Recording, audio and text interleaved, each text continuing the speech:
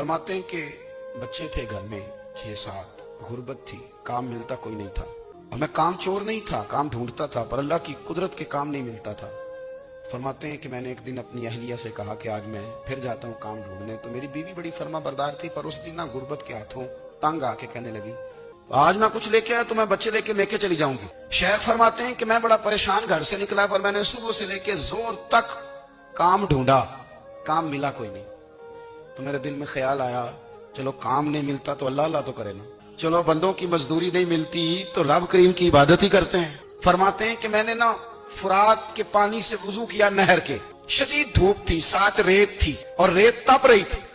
मैंने अपना रुमाल वहीं मुसल्ला के तौर पर बिछा लिया और फरमाते हैं कि जोर से लेकर असर तक नमाज पढ़ी, धूप भी पूरे जोर पे, पर मेरे सजदे का ज़ौक़ भी पूरे जोर पे। फरमाते हैं सूरज भी चमक रहा है और रब की इबादत का ज़ौक़ भी पूरे जोर पे।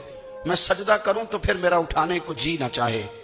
फरमाते हैं कि असर तक मैंने नफल पढ़े, दिल ढलने लगा, असर की नमाज पढ़ी और मैं वहां से चला। अब मैं जब निकलने लगा तो दिल में ख्याल आया कि छोटी छोटी दीवारें हैं घर की, बगैर कुछ लिए जाऊंगा तो बीवी दूर से देखेगी तो शोर करेगी कि फिर खाली हाथ आ गया है।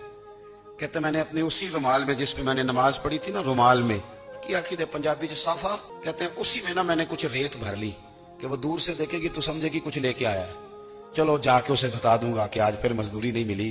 कहते हैं वो रेत लेकर जब मैं घर में गया तो पहले बीवी दरवाजे पे खड़ी होती थी, पूछती थी खाली हाथ आ गए हो? आज मैंने देखा तो है ही कोई नहीं। फरमाते मैं अंदर दाखिल हुआ, सलाम लिए, कोने में मैंने वो रुमाल रख दिया और मैंने आवाज दी कि भली मानस कहाँ हो?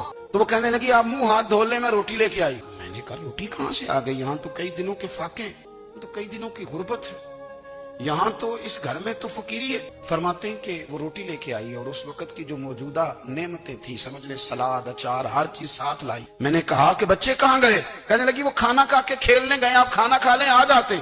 खाना उसने चुन दिया। मैंने हैरत अंगेज लहजे में सारी नेमतें अपने दस्तरखान पे देख करके बीवी से पूछा ये कहाँ से आया खाना? बच्चों को तूने कहाँ से खाना खिलाया? ये सारा कुछ कैसा है? तो कहने लगी पता नहीं आज आप किस करीम की मजदूरी करने चले गए थे, पता नहीं किस करीम की, मेरे घर में तो इतनी नेमतें आई हैं कि मुझसे संभाली नहीं जा रही, इतना अनाज है, इतना गंदुम है, किस करीम के दरवाजे आज चले गए थे? ये कहते कहते वो उठी और उठ करके कहने लगी पहले बड़ा कुछ आया था, अब क्या ले आए? और जा करके ना उसने वो रेत वाला रुमाल खोला। कहने लगे मैं तो लेके आया था रेत, तो मेरे रब ने उसे भी सोने और हीरे बना दिया था।